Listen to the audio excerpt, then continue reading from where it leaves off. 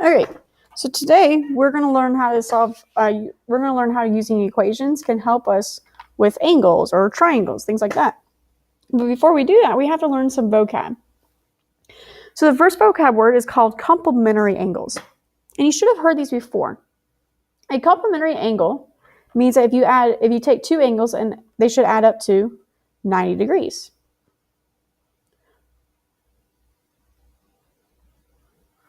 So two angles should add to 90 degrees. The way I remember that is they're complementary. So C is for corner, which is 90 degrees.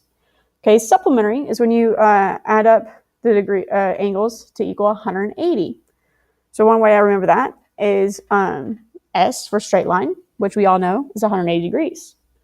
Okay, the sum of the angles of a triangle. Well, if you add all three of the angles of a triangle, it equals 180. And a lot of you forgot that. You were thinking it's 360. It's actually 180. All right, let's try up some practice problems. So it says the sum of the measures of angle M and angle R are 90 degrees, which means they're complementary. So we need to find the value of x. So angle M is 5x plus 10. Angle R is 55. So you do plus 55. And I know they add up to 90 degrees. So this equals 90. So now we just solve it. But before I solve it, I have to combine like terms. So I'm going to do 10 plus 55, which is 65, equals 90. Now I can solve it. So I'm going to subtract 65 from both sides. Make that, I believe, 25 is equal to 5x. Divide by 5. X equals 5. So that's your answer.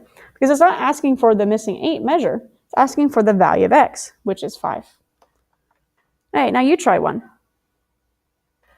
An isosceles triangle has base angles that each measure 42 degrees. Which equation can be used to find z, the measure of the third angle of this isosceles triangle in degrees? Well, so it says the base angles each measure 42. So that means that there's two of them. So 42 plus 42 plus the missing angle z, which adds up to 180 degrees. So 42 plus 42 is 84. So that means that the first answer has to be B, not A, because it says 2x. We want just one z. Okay, let's try another one. So we have this triangle, so we need to figure out what the value of x is. So we're going to take our angles, and we're going to do 2x plus 3x minus 10, if I could write. Man, this Wi-Fi in the school, man. So you get 2x plus 3x minus 10 plus 50 equals 180 degrees.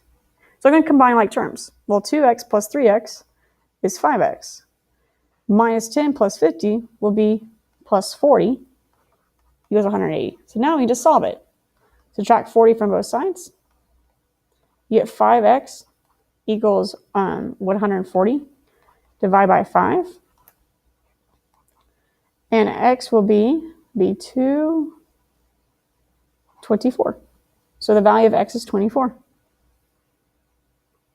Okay? Let's try another one. You try this one.